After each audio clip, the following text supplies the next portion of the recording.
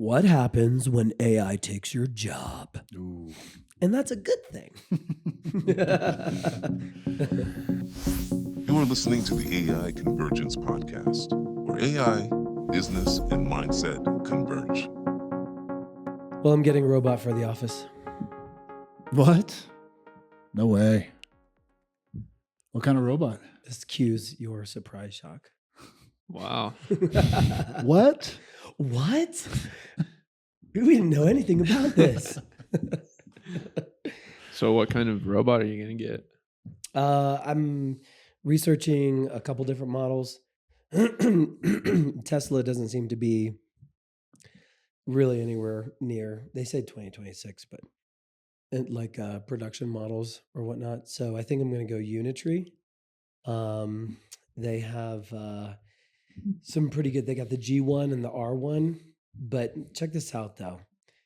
The World Economic Forum, Goldman Sachs estimates the humanoid robot market could reach $38 billion by 2035. Wow.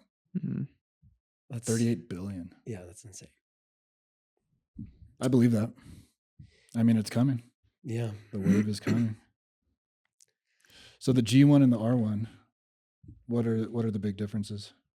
Well, the R1 is supposed to be able to like do karate kicks and all kinds of acrobats and stuff like that. It's about 4 feet tall. And the G1 was just upgraded recently with the ability to run. So yeah, it's honestly, there's two reasons why I'm going to get a robot. Number one is because it's great publicity. I mean, let's be honest. Number two, great content for us. You know, like our experience with the robot AI, programming it, reprogramming it, etc. I do like the Unitree models because they are open source, so we can pretty much kind of go in and write our own code for them and take it over in that aspect. And then number two, like the reality is that I mean, the robots aren't coming; they're already here. You know, and it's going to be a huge part of reality. There was this. It says the World Economic Forum, which I misquoted. Oh no, this is another quote from them. Billions of humanoid robots could be operating across the world by 2040. Wow. Billions of units. Billions of robots. Yeah, by 2040. I mean, that's insane. Yeah, that'll be like what, 10% of human population. Yeah. So check this out. Like the pricing on these things, manufacturing costs declined 40% year over year versus earlier projections of 15 to 20% annually. The prices have dropped from 90,000 to sub 20,000 in just 18 months. So, wow. I mean, they're going to be so cheap. Yeah. And I mean, you can get the entry level R1 for like $6,000. You know, it doesn't have like hands or anything, but, and I think they go up to like 30,000, you know, depending on how much you want to, you know, increase or improve, expand, you know, add-ons, stuff like that. But it's, I was listening to a podcast with, was it Neil deGrasse Tyson? Yeah. The physicist, him and, this other guy, super popular podcaster, forgot his name. Sorry. He, Neil deGrasse said something. It was the guy that wrote these books, like, or for like apocalypse and all of these horrible things that happen in the future and like the AI uprising and stuff. And somebody asked him, it was like, why do you write, you know, is this what you want to happen in the world? And he was like, no. He's like, I'm writing these things so that they don't happen. And I thought that was really interesting. And so Neil's his thought is like, well, maybe if we see the worst case scenario, like we'll do what we can do to avoid it. Yeah. So, yeah. That's a good point. I think people will take it to the other extreme too and take those ideas and run with it. Yeah. Yeah, there'll always be the bad characters. Yeah. have no idea where all this drainage is coming from now. Sorry, guys. But so in today's podcast, episode 1, we are the AI Convergence podcast. And we're going to be talking about the consciousness shift. What happens when AI takes your job? Ooh. And that's a good thing. That will be a good thing in our opinion, right? Yeah. I mean, I think so. I like to live in the positive side of things. Yeah.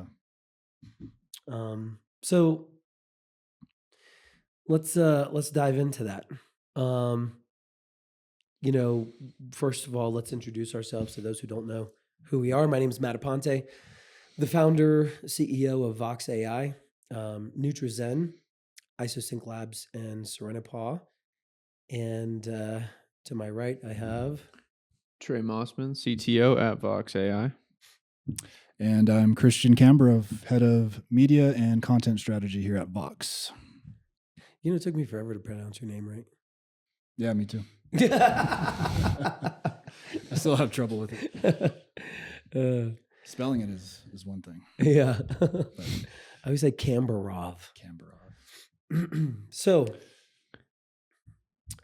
we got a couple of aspects here. We have the philosophical, practical, societal, creative. So we're gonna cover those here. So I guess who wants to go first? First and foremost, why do you want to purchase a robot? What are your plans with it? I'm an entrepreneur. I've been an entrepreneur my whole life for 30 years. And just like with this main business that I'm running and we're growing and scaling now, Voxe AI, it started as a digital marketing agency, as you guys know. And early, just maybe 4 months into launching it, I realized that AI was going to be changing the face of digital marketing forever. And I've been in digital marketing since 2011. So I don't know, do the math, 14 years, something like that. It's been a long time. Yeah. And so I decided, I saw an opportunity. I also saw at first, whenever I was messing with ChatGPT in any real meaningful way, content, stuff like that, I was like, oh, crap. Okay. So this is happening. It's not going anywhere. I need to embrace it or get left behind. And so that's when I made the decision to build the business that was going to put my business out of business. I know you guys have heard me say that a million times. Yeah. And so here we are, Voxe AI. We do focus on digital marketing for businesses, but we also build custom automations, custom coded dashboards, et cetera, et cetera. So we really just kind of focus on the segments or those segments for businesses to help them automate the mundane. So that way they can focus on the things that they enjoy doing most in their business. And with robots, that is pretty much doing the same thing, right? I was talking to a couple different AI models over the weekend while doing some research for this podcast, and the full adoption is estimated to be between 5 to 6 years of full adoption. And so, we have a little bit of time, but I want to get ahead of it. What does having a robot mean? Like a humanoid robot. Yeah. By the way, that was another thing that Neil deGrasse said. He's like, robots have been around forever. Like your auto driving car, that's a robot. Yeah. Your Roomba vacuum cleaner, that's a robot. Robots have been around for a long time, but humanoid robots, what does that mean? Podcast 2 of like what's clickbait, what's real, what's not real, and then see, I really don't know, where, but like I said before, it will be a great publicity stunt. Hopefully be one of the first ones, if not the first ones here in our town to have a robot. Oh, for sure. And so yeah, that's basically that's the driving force. What do you guys think about that? I think it'll be awesome. I can't wait to see it. I've been kind of anti-robot. Humanoid robot. Like you said, robots have existed. I was an engineer, so I've seen them in manufacturing plants, and they're really sophisticated, but they're just robotic arms that do one job. So it'll be interesting to see over the course of time how this robot learns and adapts and develops like a little personality. So I'm excited for it. Yeah, I'm on board with embracing AI, and I think we need to, because it's moving so quickly, and if we don't, we're going to get left behind. And yeah, so Yeah, I think getting the robot is a non-negotiable for us. But this isn't like the robotics, the humanoid robots where we are right now they're just demos. I mean, they're literally we're basically just helping train and make a product that's in beta mode, like pretty far beta. In terms of robots actually being here and taking jobs and stuff like that, that's like 2040 plus. So we still have time before that happens. But I mean, there's a lot. It's deep because then you have the philosophical points. I think a big point is how we've adjusted to technology. We had the first smartphone. When was it? 2005, something like that. Or Yeah, I think so. Is it 05? Yeah. So we've had 15 years, and we know, you cannot tell me that anyone has a like, the majority of people do not have a healthy relationship with their phone. No way. Yeah. Right. So in a way, we're still adopting it, still trying to figure out how it fits into our lives, in a non-toxic way. So I think if the phone's taking that long, and we have technology that's going to be coming that's way crazier than the phone. Yeah. How long is it going to take us to evolve, to adapt to it? Yeah. So interesting fact. The iPhone was in 2007. BlackBerry series was the early 2000s.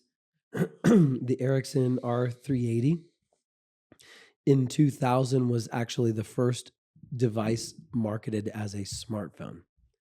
But technically, IBM Simon Personal Communicator was in 1992, and it was released to the public in 1994. So, I mean, if you use those things, I think AI is the great multiplier. But I think that's a really good point, though. Like another great question would be like, when was the first website? Because if we're talking 2007, 5 to 6, counting on my fingers, that's 19 years, right? To get to the point to where we are now.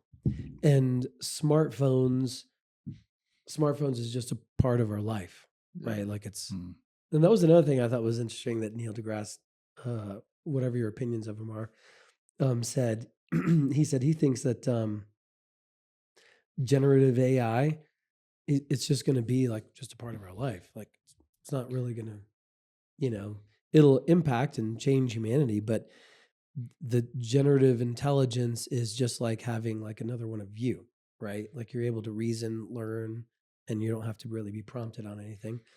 And so it's going to be part of our everyday lives. So how do we use that and leverage it? The first website was created by Tim Berners-Lee at CERN. Jesus, I didn't realize these people have been around for so long. 1990. It went live in 1991. It's still accessible today. When did websites? I know we're getting off a little track here, but when did websites go mainstream? Because that's a really good question. Because this is one thing that with some of my AI models, I'm trying to kind of figure out, like, when is the adoption curve? And so 94 early growth, 93, 94, 95, 96 was a tipping point. peak mainstream adoption was 97, 2000. Having a website became standard for businesses by the late 1990s. Wow. Okay. So if you think about it that way, 93 early growth, Mosaic browser, 1993 websites. So we're talking 7 years, give or take, for websites. Yeah. Mm-hmm. That's interesting. I didn't realize it was that fast. And then smartphones, you know, I mean, we're talking that was the 2007 was the iPhone. And then I think, you know, they probably went mainstream probably another 5-7 years after that. So yeah, that's kind of what we're predicting, or what the AIs are predicting now, 5 to 7 years. So if you kind of base that, and just like now we live in a world where some people still have, I know it's rare, but I've seen people that have flip phones, Yeah. you know, like, or the old Well, bricks. some people do it on purpose. Yeah. To prevent themselves from, you know, being too addicted to it. So. Which isn't a bad idea. No. Honestly. I looked at my daily average phone usage the other day and it was depressing. Isn't it crazy? Yeah, it was depressing. Even though I do a lot of work on my phone, it was still depressing. Yeah. But not all of it's work. Yeah. No, it's not. So it's interesting. So 5 to 7 years adoption, which is actually pretty much right on track with the 2040, because the technology, the robotic technology, is still about 10 years out, all the research suggests. So yeah, we'll have AI doing physical stuff by 2030, but that'll only cover a very marginal amount of work. Like for example, today, like Optimus can fold laundry, but it requires a lot of things. It has to be in a perfect environment, perfect lighting, and it also took them months of programming just to do that one task. Oh, wow. Right. Yeah. So it's not like this thing is just, it's not like the self-driving vehicle where it's been doing this. We've already had like however long, how much data they have to be training the Tesla on. And it does a very good job, but the robots are just here. So it's going to take time to get all of that data. But so that's more of a conservative look at it. And then the research suggests 2030 to 2040 is really the time where they're doing pretty much most warehouse and factory work. I mean, they're literally producing most of our goods. And then it's still probably not going to be in the household very much. But 2040 is going to be pretty much general purpose robots. I mean, that's going to be a really normal thing. Like they're like pretty much going to be walking on the streets with us. Yeah. I mean, they're like society. Robot they're butlers. they're like another human. Yeah. Wow. So, and then you have the adoption curve to that. Mm-hmm. So then you'll like, you know, so it depends. So we're way ahead. The story of my life. Yeah. Who knows though? I mean, AI is moving so fast. I feel like it's just overtaking like everything. There's so much hype behind it. I mean, the technology itself is accelerating so fast. So unlike, you know, the .com boom where it's like, you know, you're dealing with 56K and AOL and like all these, you know, slow platforms, AI is just so quick and like people are almost forced to kind of adopt it. So I feel like it might accelerate like a little bit more quickly the adoption rate than most other technologies, and people will be forced to kind of take it on. Well, that also depends on like how many private companies there are like us that will do what we're doing, you know, because I want one for when we go do events, you know, trade shows, stuff like that. You know, so the more and more people see a robot, the more just it's human tendency, the more desensitized you get to it, the more used to it you do. And then the more then you're like, well, what can it do? And then you actually see it doing something and you're like, oh, that's pretty valuable to me. I think some of the first areas where it's going to be is like elderly care, you know, the homes and stuff like that. But I didn't even think about that. The lighting has to be good because it has cameras for eyes. Yeah. So the lighting has to be excellent. And then it has to be able to, even if it's dark. So if it is dark, it has to have night vision. So it has to be able to see that or thermal, whatever. And that's just more cost on things to be able to process, data, different types of cameras to do those things. So yeah, that's pretty interesting. Are we ready for it? Do you think humans are psychologically ready for this? Psychologically, I don't think so. I mean, I'm still kind of like on the cusp of me wanting a robot in my home, And I know we talked about Neo a little bit, that new robot that came out that I think just got released and is in pre-orders right now for people to actually have them in their home. This cutesy little robot. So yeah, apparently it can fold laundry. Not sure what else it can do, but it's just like a little household little guy that hangs out in your home. And I know, Matt, you mentioned that there's cameras on it that people can actually tap into for, customer support, and things like that. So I know we talked about how that's kind of a little weird and strange to have somebody to be able to just, put themselves in your robot and be in your home basically. Yeah. So easily. Yeah, because it was an upgrade. So like you could upgrade your service and you would have, so somebody in their center puts on a VR headset and they take over the robot and like they, I guess can help, but they also said it's like the hive mind training kind of a thing. But yeah, but then you have somebody whom you don't know, like in your robot. Yeah. So there's got to be security, concerns to that too. Yeah, somebody can hack into it, and So I think things like why does this robot keep walking in on me when I'm in the shower? Yeah, that's the other point though. Like I said, they either can do a task because they're in a perfect environment and they've been programmed for months to do that one task in that one environment in that one lighting, or you have people controlling it behind the scenes. That's where we are right now in terms of humanoid robots. Honestly, I think what will come faster is not humanoid robots. Like, we're going to have robotics that can do tasks, but it's not going to be the way people imagine. I think everyone imagines robots here by 2030 are just robots walking around everywhere. But it's really going to be like, what we already have. Robots in factories, robots building infrastructure, self-driving vehicles at scale. Not supervised self-driving vehicles, like they're just driving you everywhere. I mean, that's really where you're going to see most of it is the self-driving vehicles. Like little maybe R2s. Even cooking for you. Yeah, R2D2s. R2D2s. Yeah.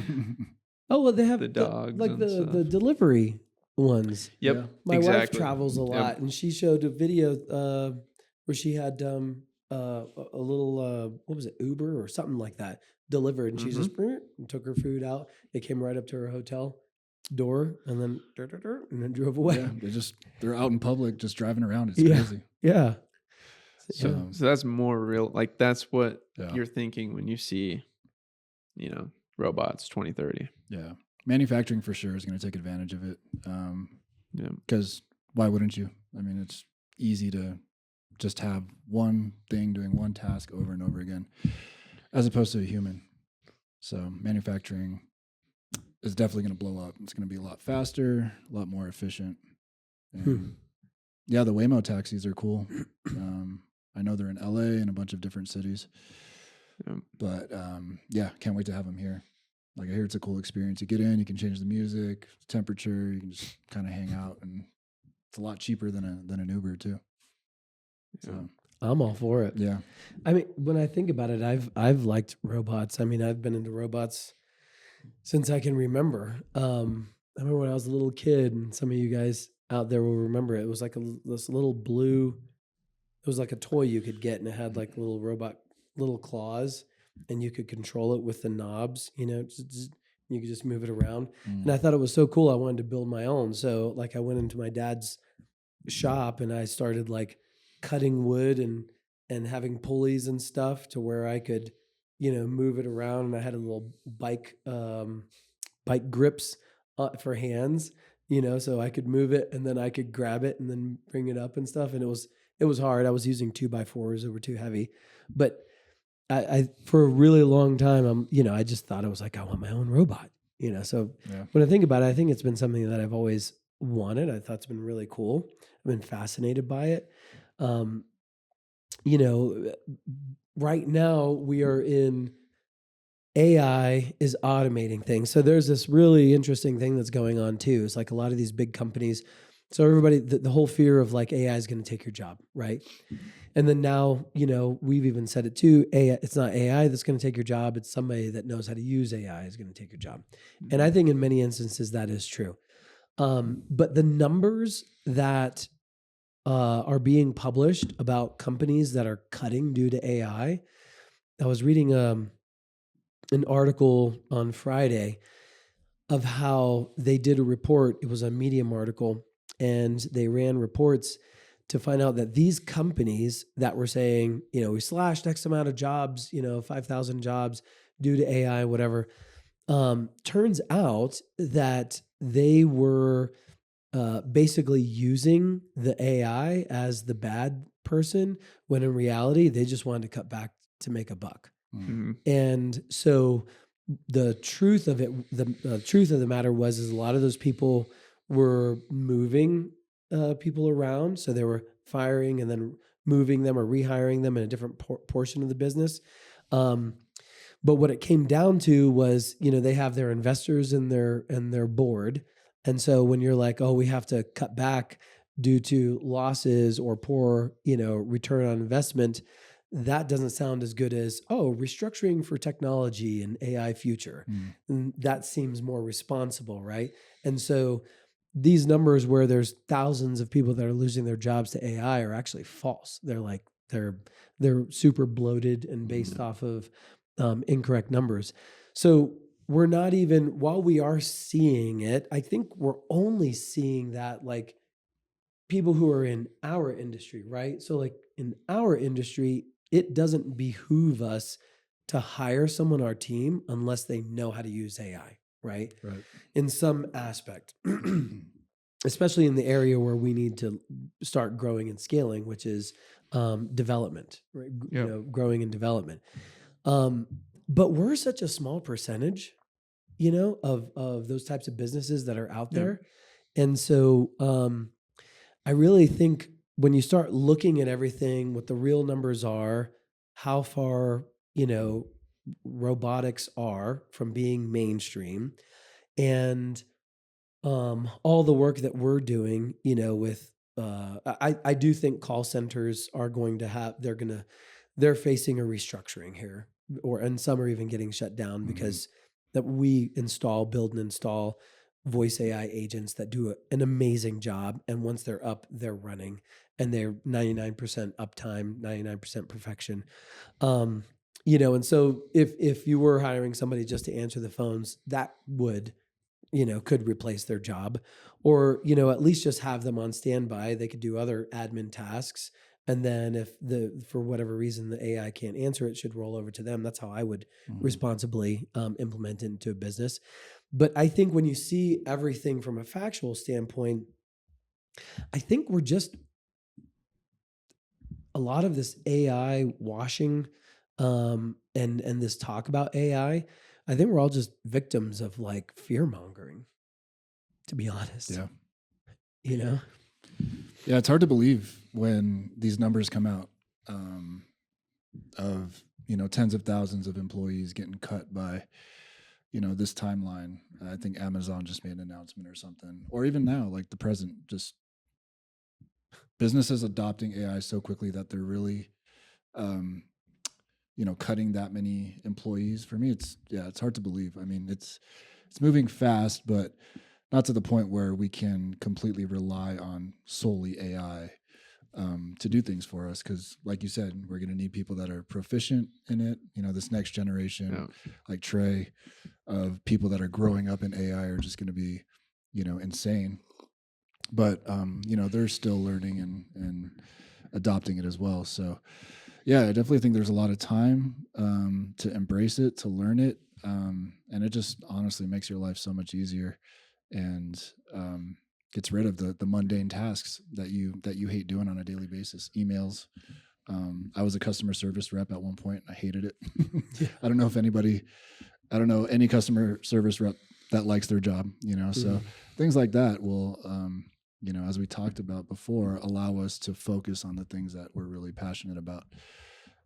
So, yeah, interesting numbers there, though. And yeah, I don't think you should ever listen to those. Listen to those reports where they're saying that they're cutting jobs because of AI. Because the reality is most businesses right now are actually struggling really bad. And therefore it's a perfect scapegoat, like you said. So you have to read between the lines. And it's actually, everything's right there. It's actually pretty clear that all of that is pretty much fake, because the only things AI can do, like you said, is customer service. That can really replace somebody. It's customer service. Yeah. And call centers.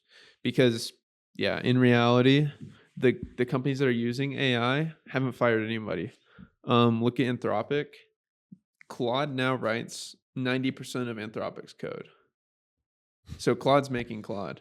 Yet, they haven't fired a single engineer, software engineer. Everyone thinks, that it's writing 90%, so 90% of software engineers gone. No, they're all just using it. Yeah. And they're all staying. Like, they don't just, if anything, they're probably hiring more because they have to keep up with the growth and keep making a better product. Yeah. That's reality. That's like companies that are actually making money too. It's only, like 10% of the market's driving the whole market. They're all AI companies. Basically, if they're in AI, if they're in this industry, they're basically leading this market, while all other companies, most of them, are being demolished right now. And if you just look at that, look at what Anthropic's doing, it's pretty clear. The proof's in the pudding, and these people are just using it as a scapegoat. Yeah. And they're screwed. They're trying to make a situation that's really bad for them because they have no idea how to use AI in their business. Yeah. And they're cutting back on labor costs, which is not going to help them, but looks good for the shareholders, right? Yeah, it does. Yeah. Looks good on the, P&Ls and I think we're at a phase right now where AI used responsibly and ethically is empowering businesses, not cannibalizing them. Yeah. And there's a lot of businesses out there that are struggling, namely the small businesses, which are 92% of all businesses in the United States. And so those are the businesses that can benefit from automations, automated onboarding, handling inbound calls, outbound reminders, those types of things. All those little things that the small business owner forgets to do because they're working on the fulfillment or the stuff that, in their mind is what's bringing in the money. And so that's where, I think we're in a beginning, before the tsunami of where AI is empowering, but it is going to shift. But I think we're about 5 to 7 years out where it's gonna shift once it's really more adopted mainstream, because AI adoption and automations are going to be adopted much sooner than robotics. Then we're going to have robotics and humanoids and things like that actually do those things and remove things like Uber, right? Uber drivers, man, Yeah. the taxi cab drivers, they really got it bad, don't they? Dude. You know, because like it was like taxi cabs, and then Uber came along, Yeah. and they were like, Derek, no Uber in our town, kind of a thing. Then now you have self-driving cars, Mhm. and then like Yeah. your car is gonna be, you're like, I don't even need to be in the car, Yeah. you know? Man, It's like the taxi drivers became Uber drivers, and now they're just getting rid of the driver yeah, altogether. and then there's no driver at all. So yeah, boy, that's kind of funny, but not funny. So let's move to the world where all of this, like we are full adoption, right? Mhm. A larger percentage of people are using AI. They're using it wisely. They're freeing up the mundane. They're not having to think about, and I'm not promoting not thinking, but there are certain things that you don't need to spend your mind energy on, right? Mhm. Like, look at my schedule. Should I pick up my kids first or go to here or whatever? Like, what's the best place to do? AI is going to be automating those things. Hey, based on where you're at, your calendar and the times, blah, blah, blah, blah. This is the best route to help. Awesome. Let's just do it, right? That's going to save a lot of time, a lot of energy. So in that world, there's going to be a lot of free time. And my whole philosophy about this is that, so currently we live in a slave world, right? So we have to, we have to basically work to make money, to go do things, to pay for rent, to pay for food. We only have a little bit of free time. 90% of our life is working, cleaning, tasks just to survive. And so I think a lot of people would argue that that's not living. That's just mere existing. And I see AI as something that's going to force humanity to confront this mere existence. Because when you have more free time. I don't promote, and I never will, having a robot walk your dog. Like, free up your own other shit and just walk your dog yourself. Enjoy your dog, guys. Yeah, exactly. But there is going to be a time where businesses, and I think we're going to be one of the players in this, where businesses have implemented, they have tools, they have standard operating procedures of automation and AI, to where it's just making everything run so smoothly that they're going to force an identity crisis. It was a pretty cool. I think we'll get into that next. This empty nesters syndrome, I thought was a really cool saying. But here's some really interesting statistics on.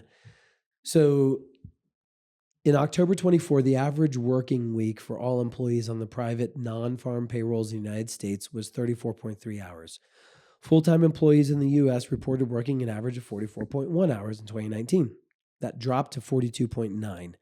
Full-time employed people averaged 8.4 hours of work on weekdays that they worked and 5.6 on weekends days that they worked. But these numbers mask the reality, because this includes part-time workers, which bring down the average. So the truth of it is they're actually working 44 regular 9-to-5ers are working 40 to 45 hours per week, and that's per job. A lot of people can't afford to live on just one job.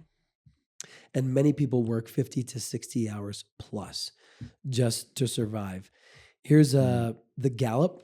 So Gallup's 2024 survey, talking about like evidence that we live in a slave world, right? So you think of slaves and you think that they're not that happy with what they're doing. So only 18% of employees said they were extremely satisfied with their organization. It's the lowest ever recorded number. About half of U.S. workers are satisfied with their job. Only 30% highly satisfied with how much they're paid. And that came from Pew Research Center. And globally, almost half of employees love their job. 3 out of 10 are fairly satisfied. 9% are displeased. 6% are absolutely hate their job. So I don't know. What do you guys think? Do we live in a slave world? Remember, I'm your boss. So yeah, except here, I love it at Vox. No, honestly, I do, because I came from that world where, and we've talked endlessly about this, about my old career and how I felt like a slave, just doing the same thing over and over that I wasn't passionate about. I wasn't using 100% of my creative ability when I got into the field of engineering, thinking I would be a creative. It was just red tape and bureaucracy and politics and all that stuff. And so even after going to school, pursuing what I thought would be a good career, I ended up hating it and, jumped ship to pursue something creative, which is, inherently is what I am. And I think a lot of people are in that position, and they work a job so they can survive, and everybody's in survival mode. Everybody's stuck in traffic, trying to pick up their kids, trying to get to the next spot. And then eventually they get home and they have 1 to 2 hours to maybe like eat dinner, get ready for bed, put their kids to bed, hang out with their spouse for a second, and then wake up and do it again. To me, that sounds like slavery, because where in that, where in your life do you find areas, unless you're very intentional, where you do what you're passionate about? And not many people are passionate about working at an insurance agency or whatever it may be. No knock on that. Like, you got to make a living, but inherently as humans, we are creatives and are passionate about many things, not just going to work and surviving and making money. So absolutely feels like a slave world. I was victim to it, and I think AI can definitely help that change. So yeah, I agree.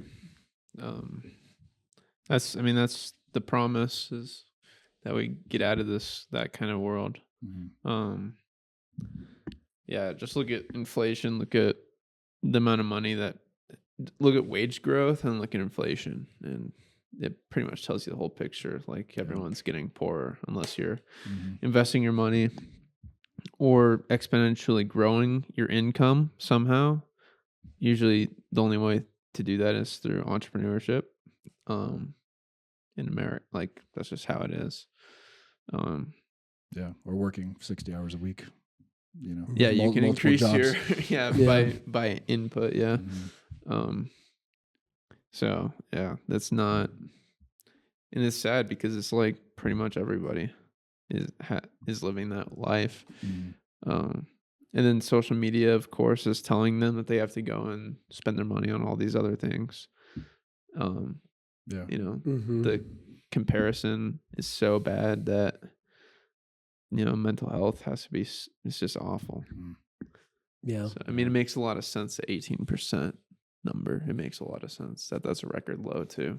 It's like we have the perfect storm for that. Yeah. 80%. Can you check? I think my thing died here. 80%. So it was the Gallup report. 80% of people of employed people state that, here it comes, state that they do not make enough money to survive and pay their bills.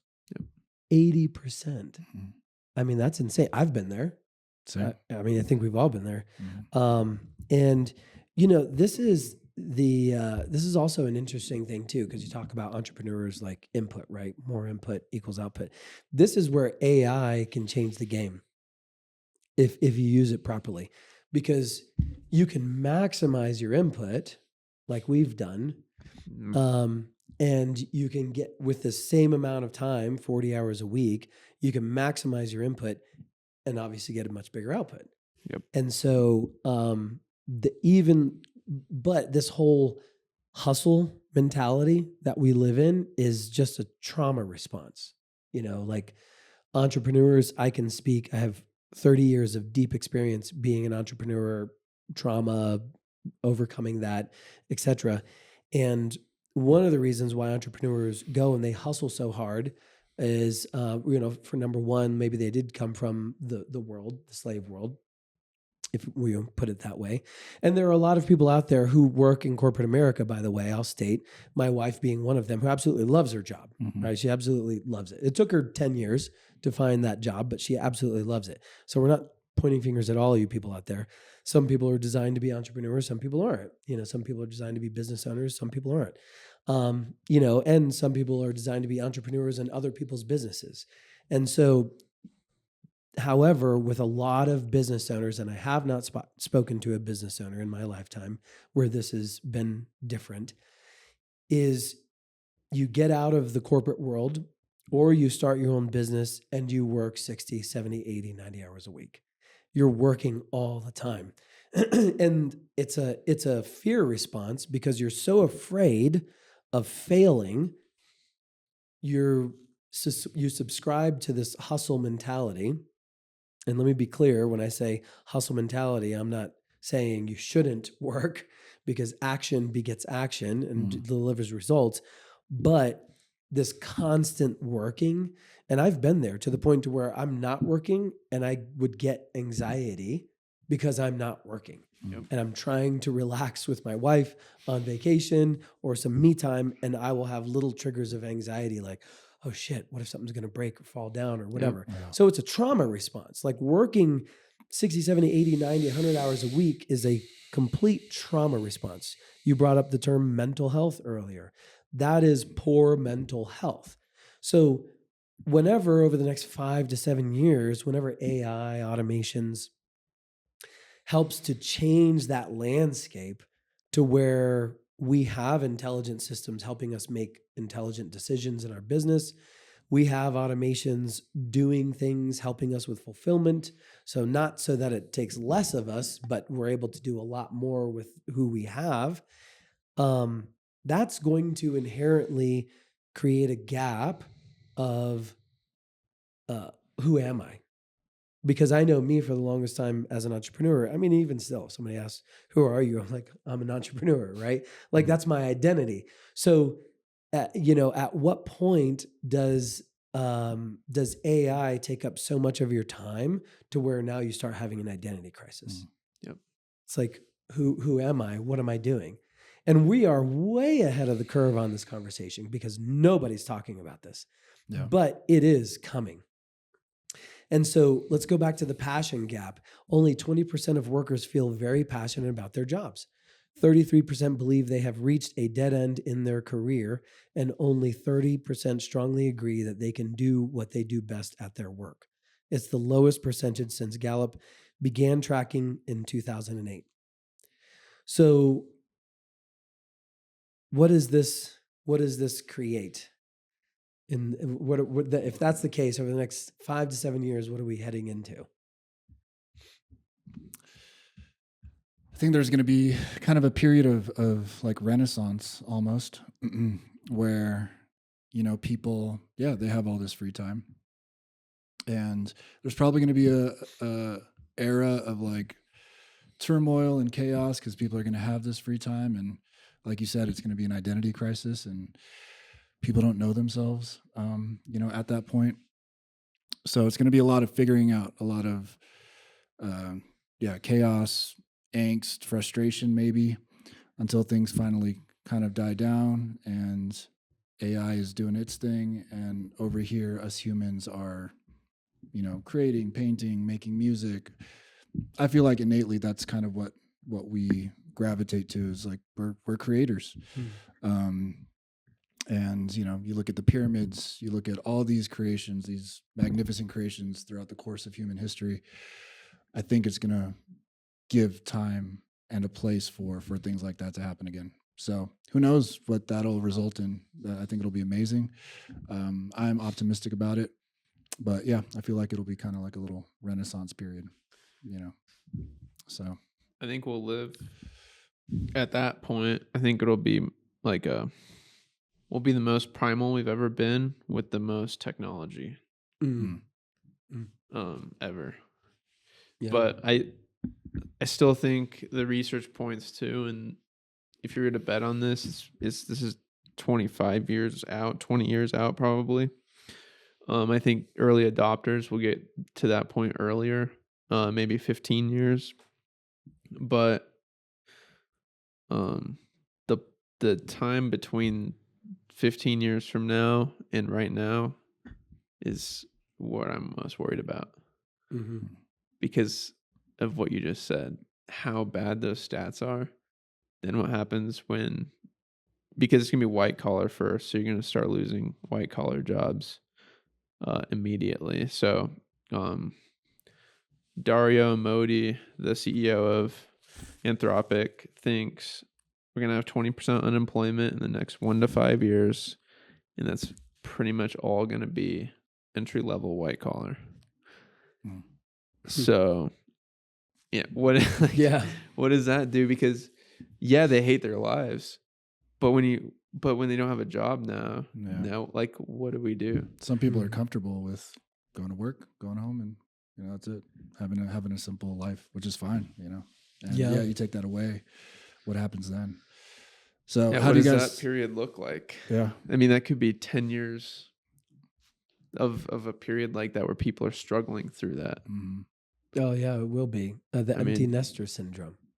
It was really cool. Like I did some research on this with like people that have gone, parents. So when we say empty nester syndrome, it's like it refers to parents, right? They've been married 50 years and their kids move out of the house and after 20, 30 years and they realize they don't even know who the hell they're living with. They're like, who are you? They have to get to know themselves, get to know the person that they're with. A lot of marriages don't survive empty nester syndrome. They divorce, they go their separate ways.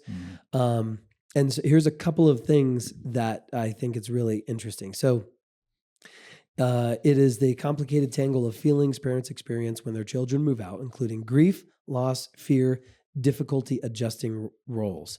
There's an identity crisis. A large part of one's identity often becomes defined by their role as a parent, and suddenly there's recognition that a significant change is about to occur. They often feel adrift in the beginning, experiencing an overnight loss of identity, similar to other major changes such as divorce or retirement. And for many parents, role confusion and loss of identity are hallmarks, as being a mom or dad was their primary identity. So while we're not talking about parents here, this is a direct correlation to what's going to happen, right? And if I didn't see it coming, it would happen to me too. It's like my identity is I'm an entrepreneur. I build things. I grow businesses, and that's always going to be the case. But whenever somebody is out there who is like there's so many areas like we see it in football and sports all the time, right? You grow up and you play basketball or football and you go to the NFL, and then the NFL is done with you because you're too old, and your identity was I'm a football player. And now, you see them trying to do different things that still have that identity. Yeah. And so we can see it in lots of different areas now. And this is going to be something that's going to be global, to where people are going to have to face themselves and be like, who am I? My job was taken. Like, let's go back to like the horse and buggy. When there was horses and carriages, there was a whipper. Like a guy, I don't know what they called him, like the carriage guy, like he was the guy that was driving the carriage and hitting the whip. Yeah. Like when cars came, like what was he going to do? He's like, I've been a whipper for my whole life. 20 years, I'm born and bred horses. And now there's these steel, stallions that are taking over the street. But the point is that these people they found new jobs, new things, right? So it's going to be a massive shift, because there was a study. It says by 2030, 30% of current U.S. jobs could be automated, while 60% will see significant task level changes due to AI integration. And that was from National University. McKinsey and Company, by 2030, activities that account for up to 30% of hours currently worked across the U.S. economy could be automated. And so, but 60%, possibly up to 80% of jobs are expected to be automated or significantly transformed by AI by 2050. But then there was another study that showed that while 85 million jobs will be displaced, now, and this is old because this is saying by 2025, 97 million new roles will simultaneously emerge, and that was by SSRN. Mm. So what we're going to see is like what you do for a living is going to shift, but I think AI is going to integrate itself into so much of everything that we're going to have to be forced, like what you talked, about before, like woodworkers and building things and plumbers, people that actually love plumbing and building houses and doing stuff. So basically what I'm saying is we're all going to be Amish. So Sounds fun with robots. So how do we prepare for that? Because big thing in empty nester syndrome is the wife or the spouses are so focused on their kids and making sure their kids are supported and taken care of that they drift themselves. It's almost like when people find identity in their work or whatever that may be, they place their identity in, and that's taken away, and they don't take the time to get to know themselves throughout the process. That's where the collapse kind of happens, or the misidentity happens, the divorces happen, because when the kids are gone, it's like we drifted so much apart, we don't know each other anymore. So how do you guys think we can prepare for that, help people prepare for that, or just as a society, things we can do? Well, so it's all identity based, right? So number one is you don't get shocked whenever you can see something coming miles away. You can prepare for it, right? Yep. I think the problem with humanity, or the challenge with humanity now, is that we're also buried in our phones, and much of people, society consumes the news of what's going on and what's happening on social media, and that's a huge distraction. It doesn't matter what right wing, left wing news; it's a huge distraction. It's just a game. And so if you have your head in the sand and you're just caught up with all of these things, you will find yourself one day, like so many have, without a job. What am I doing? This job doesn't even exist anymore. Mm-hmm. I've put out hundreds of applications. No one's hiring for this, or I'm not prepared for this next shift. So start thinking about it now, right? How can you prepare your future? How can you upskill yourself so that way you can be ready for this? Another thing too is the most important thing that you could do is what nobody seems to want to do these days is actually, ask yourself, who am I?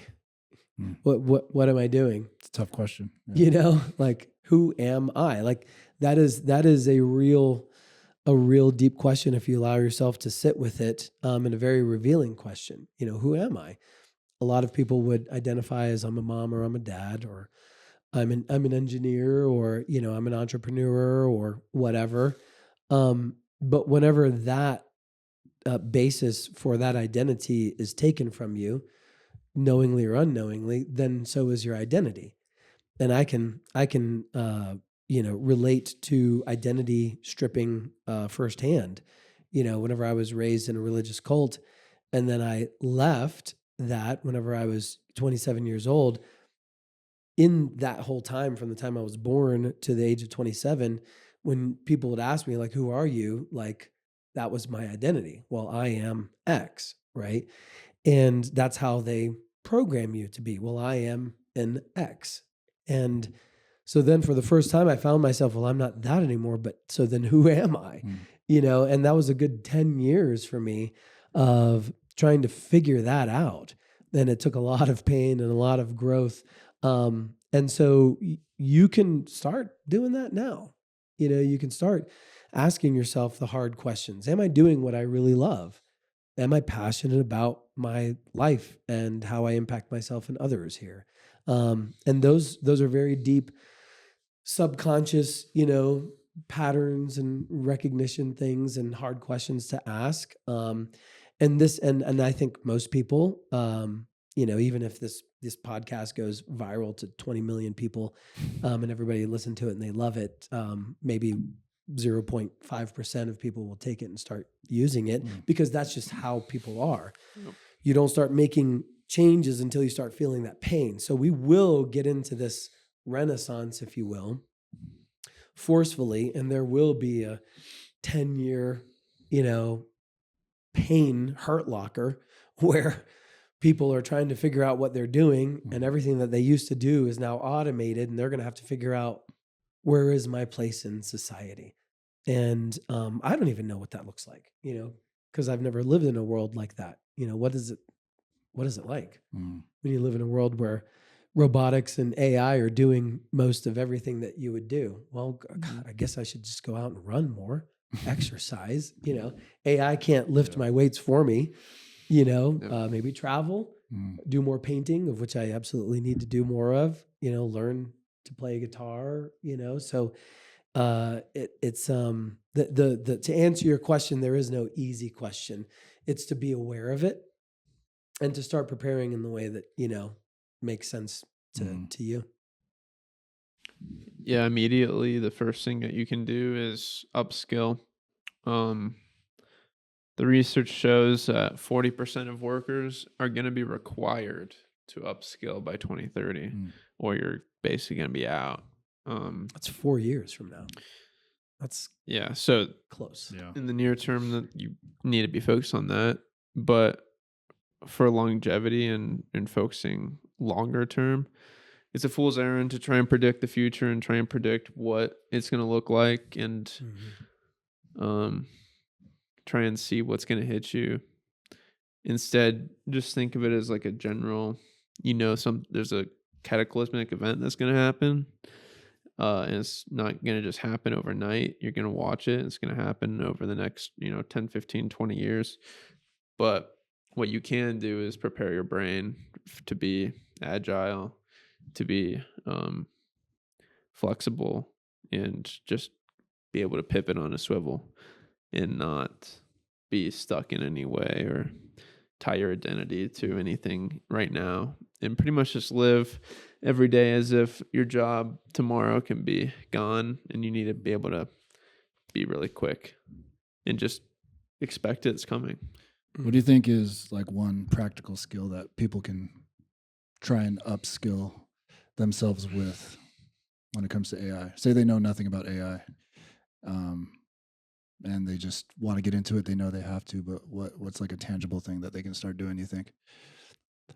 I think the first thing is, the way I started using AI was I figured out all my pain points in my life that was taking a lot of time or stuff that I was putting off, and attack them first with AI. Just kill all of your procrastinations, because you can literally LLM, do it. Learn Chat GPT and just learn how to talk to it and produce things that are useful. Learn Use AI to create something useful for you. Do it for you first, because you can actually see if it's actually useful or not. That's a good point. Yeah. Become better communicators. Yeah, that's huge. Yeah. And it's so mind blowing to me that this necessity when it comes to building training using AI is such a game changer in humanity too. It's like when you're a great communicator in humanity, or at least a good one, you get to have better conversations. There's less assumptions that happen. You, as a leader, you get much better, results, etc., from your team, employees, whatnot. And it is a direct correlation to the same thing with AI. Yep. When you learn how to talk and speak to AI and communicate with prompting, you get such a better result. And so I think the people that apply themselves to that, because we're gonna have to learn how to talk to computers, and And it's going to be a while before they can think for us and predict our needs and do things for us. And so we're going to have to be able to learn how to, whether that's prompting or whether that's through having a robot and you're having to tell it what it is that you want, so that way it can learn your needs. Or if you're just starting with ChatGPT and you want content for your business or scripts or images or whatever, like, you have to learn to be an amazing communicator. So I think that's the first place to start, and you can only do that through practice. Yeah, that's a good point. As far as like psychologically, asking the question, who am I? I know it's kind of an abstract question to ask yourself, and people might not know how to do that. Preparing for when this kind of Renaissance period happens, what's something philosophically that people can do that's a little bit less abstract than asking that question? Well, look at your life. I always say, unfortunately, there's no easy first step into deep personal development. What I always say is, look around you, look at your finances, your bank account, your relationships, your social, your love, relationships, your work, what you're doing. If you are not happy with where you're at in any one of those, and some people might be really happy over here, but hating it over here. It varies for everybody. In any area or in most areas of your life, if you're not happy, then you have to take responsibility for that. So you have to start taking extreme responsibility for where you are in your life, because nothing's going to change. Like, you're not going to be able to sit there and say, who am I really? Unless you start taking responsibility for your identity. So like, that's always, I've never been like a sugarcoater. Kind of, you guys know, it's like, I'm not a sugarcoater. It's like, if you're not happy in some aspect of your life, it's basically your fault. And that for some people that's depressing, but I think for most people, and for me, it was empowering, right?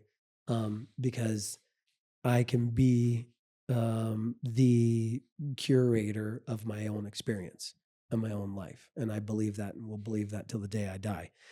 And so I encourage people who are listening to this is start taking accounting of every aspect, of your life, and look for areas where you can automate. What are some things that I could do? Is it my calendar? Is it my email inbox that's driving me insane? Maybe I can learn to use AI to automate that, free up some time, free up some stress. Is it invoicing, people? Is it following up, whatever it is, answering the phones, those kinds of things? Move a little bit of that, and then start looking at your own life. It's like, we optimize your externals and then begin to optimize your internal systems. And when you do that, I really don't have a super simple, honestly, it is simple. It's just not easy. It's very simple. It's like, who am I? Get a pen and paper and write that question down. Who am I? And sit with that for 30 minutes, and identify that. I think that would be an extremely valuable exercise for anybody to do. Yeah, that's good. It's good. Yeah. Sitting with yourself, taking that time, not getting caught up in so many things. Cool. Yeah. Well, I think that's enough of us chatting off your ears for the AI Convergence podcast. Thank you guys for listening and following. And so check us next week, where we are going to be going into They're going to be talking about content. Oh, and how that's going to affect society and the world. Yes, AI content is destroying social media, and what comes next. Yeah. Like, subscribe, follow, all those good things. If you got something from this, share it, please. It is our goal and our mission to bring real talk to you, real value to you, not this AI bullshit hype. and also to those who are open to it to help prepare you for a future that is not only coming, but it's already here.